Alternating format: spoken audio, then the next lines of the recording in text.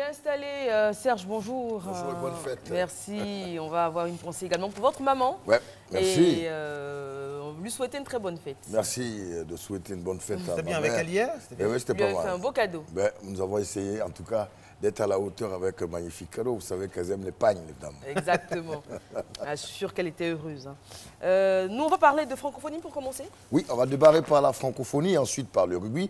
Francophonie, jour J-53. La Côte d'Ivoire va abriter les 8e Jeux de la francophonie à partir du 21 juillet jusqu'au 30.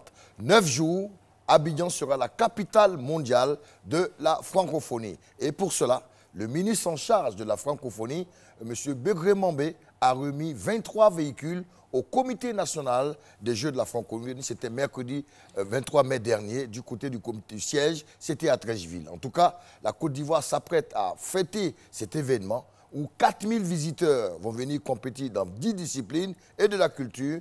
Et pour cela, le comité donc, a été doté de véhicules par le ministre en charge de la francophonie. Jour J-53, dans un mois, plus de 27 jours, la Côte d'Ivoire sera la capitale mondiale de cette discipline, de cette fête de la francophonie, avec 4000 athlètes. On parle de 7000 visiteurs ici à Abidjan. Et puis on imagine le village. J'ai eu des informations. Le village olympique. Le village c'est olympique. Du côté de l'INJS. Ce sera doté de toutes les commodités. Toutes les commodités. Il y a une salle. Oui. Il y a une salle de muscu, il y a une salle de presse audiovisuelle high-tech avec un village olympique qui est par la suite démontable, qui peut accueillir 10 000 visiteurs. En tout cas, faites un tour du côté de l'INJS, l'Institut national de jeunesse de Makori.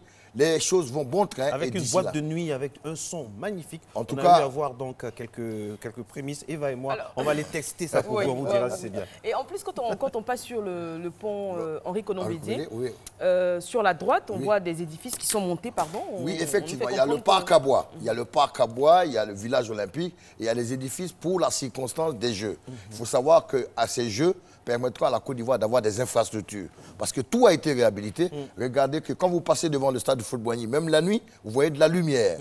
Le stade de Fort-Boigny est en réfection, la pelouse, les gradins, les vestiaires, tout comme le palais des sports, le parc des sports et tout. En tout cas, tout ce qui est infrastructure sportive sera remis à neuf pour que la Côte d'Ivoire donne un beau visage au mondial de la francophonie, car on attend près de l'ambiance, ça va mettre 80 pays arrivent avec des athlètes, des journalistes, des visiteurs.